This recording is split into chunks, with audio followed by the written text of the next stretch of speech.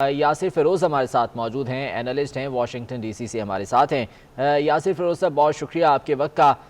ابھی کچھ اسپیسیفک چیزوں کی تو ہم بات کریں گے، لیکن اگر ہم سچویشن دیکھیں، جو بائیڈن کو عوامی سرویز میں تو خاصی برتری حاصل رہی ہے، ان کی مقبولیت جو ہے وہ سامنے آئی ہے، لیکن بہرحال سوئنگ سٹیٹس کے جو ریزلٹس ہیں ان کو دیکھنا ہوگا، وہ کچھ بھی سچویشن جو ہے وہ سامنے آ سکتی ہے۔ اوورآل اگر ایک تجزیہ اگر آپ کریں تو کیا کہیں گے اس تمام تر صورتحال پہ؟ بہت شکریہ۔ میں اوور آل اس وقت میں واشنگٹن ڈی سی میں ہوں، اور اس سے پہلے میں شکاگو نارتھ کیرولائنا سے ہوتا ہوا آیا۔ تو پچھلے بار بھی آپ نے دیکھا تھا کہ ہیلری کلنٹن بہت زیادہ عوامی سرویز میں آگے گئی تھی اور ڈونلڈ ٹرمپ نے سرپرائز دیا تھا۔ تو میں آپ کو اپنا سروے بتا سکتا ہوں کہ جو عام لوگوں سے میں نے آتے جاتے پوچھا، اس میں ایون کہ بلیک امریکنز بھی شامل تھے۔ مجھے ایسا نہیں کہ بلیک امریکنز بھی ایسے ملے جو کہہ رہے ہیں کہ ہم امریکی صدر ڈونلڈ ٹرمپ کو ہی ووٹ دے رہے ہیں، ان کی اکنامک پالیسی ہمیں بہتر لگ رہی ہے، جو بائیڈن پالیٹکس کر رہے ہیں۔ لیکن جہاں تک آپ سروس کی جانب دیکھتے ہیں تو وہ بھی ڈیوائیڈڈ ہے، کچھ ڈونلڈ ٹرمپ کی طرف جا رہے ہیں، کچھ جو ہے وہ جو بائیڈن کی طرف جا رہے ہیں۔ تو ابھی ٹو بی آنیسٹ کچھ نہیں کہا جا سکتا۔ واشنگٹن ڈی سی میں آپ دیکھیں تو یہ ایک ڈیموکریٹک اسٹیٹ ہے جہاں میں ہوں۔ یہاں پر سبھی تمام جو ہے وہ ارلی ووٹنگ میں ہی تقریباً کوئی 5 لاکھ میں سے 2.5 لاکھ ووٹ ڈل چکے تھے۔ آج ہم نے یہاں 3 سے 4 پولنگ اسٹیشن جو بڑے بڑے پولنگ اسٹیشن ہیں وہاں گئے۔ شروع میں صبح سویرے تو ہمیں 10 سے 15 لوگ دیکھے، لیکن پھر جو ہے وہ 5 گھنٹے میں 4-5 ہر گھنٹے میں جو ہے وہ 3-4 لوگ آ رہے ہیں ووٹ دینے۔ تو اوور آل یہ سچویشن ہے، یعنی یہاں کے لوگوں نے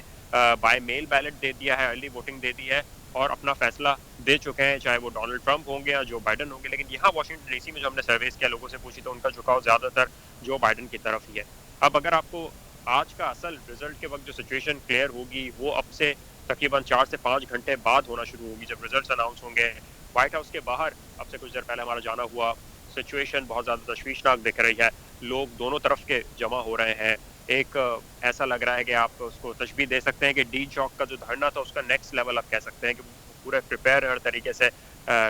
گانے بج رہے ہیں، وہاں میوزک ہے، لوگ کھانا پینا کر رہے ہیں، پروٹیسٹ کر رہے ہیں، احتجاج کر رہے ہیں، نعرے لگا رہے ہیں۔ اور امپورٹنٹ بات یہ ہے کہ جہاں وہ نعرے لگا رہے ہیں وہ اس میں اکثریت ڈیموکریٹس کی ہے، اور وہ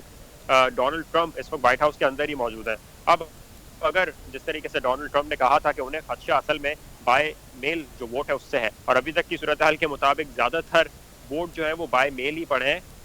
یہاں پر اطراف کی ریاستوں میں تو نو ڈاؤٹ مشیگن، ہیوسٹن، جو ٹیکسس کے ایریا ہے، پینسلوینیا میں بڑی تعداد میں لوگ ووٹ ڈال رہے ہیں، تو کچھ بھی سرپرائز ہو سکتا ہے۔ یہاں پر احتجاج کا جو کہا جا رہا ہے کہ کس صورت میں احتجاج ہو سکتا ہے، تو دونوں صورتوں میں اگر امریکی صدر ڈونلڈ ٹرمپ ہارتے ہیں تو وہ پتہ نہیں کس طریقے سے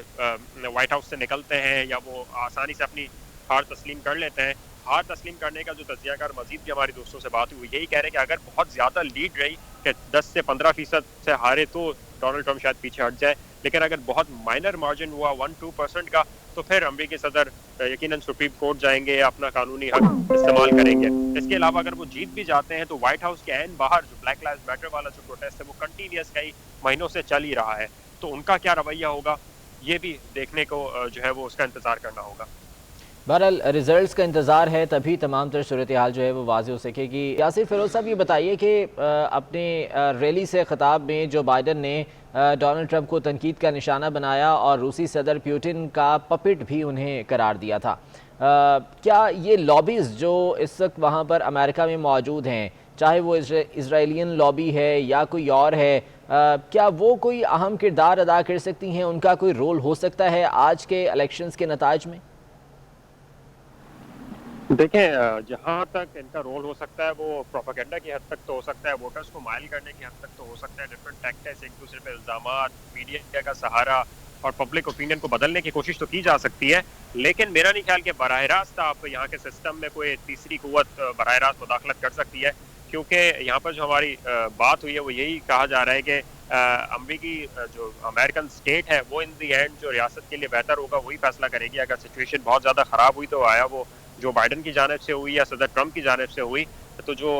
اسٹیبلشمنٹ یا یہاں کے جو قانون نافذ کرنے والے ادارے ہیں، یہاں کی جو انٹیلیجنس ایجنسیز ہیں، وہ حرکت میں آئیں گی اور اپنا کردار نبھائیں گی۔ آپ جس طریقے سے آج ووٹنگ کے حوالے سے ٹرن آؤٹ اور چیزیں اگر دیکھی جائے وائٹ ہاؤس میں، تو جو بائیڈن کا اصل ان کی جو تنقید تھی امریکی صدر پہ وہ یہی تھی کہ انہوں نے کورونا یا کووڈ کو سیریس نہیں لیا ہے، اور وہ بس تنقید کرتے رہے اس پہ، لیکن ان کے اقدامات نہیں تھے۔ یہی آج ہمیں دیکھنے کو ملا کہ واشنگٹن ڈی سی میں جہاں پولنگ اسٹیشن آپ دیکھ رہے ہیں، یہاں پر رش ہونا چاہیے تھا صبح سے لے کر، لیکن ہم یہاں پر گھومے کچھ نہیں ہے. لیکن دوسری جانب جو کورونا کی ٹیسٹنگ ہو رہی ہے, کووڈ کے ٹیسٹ ہیں, وہ آج بھی پولنگ اسٹیشن کے سامنے ہی ایک دو مقامات پہ تھے, اور وہاں پر تقریباً کوئی 100 سے 150 لوگ ایک ساتھ لائن لگائے کھڑے تھے. وہاں زیادہ سیکیورٹی تھی بنسبت پولنگ اسٹیشن کے. تو اگر آج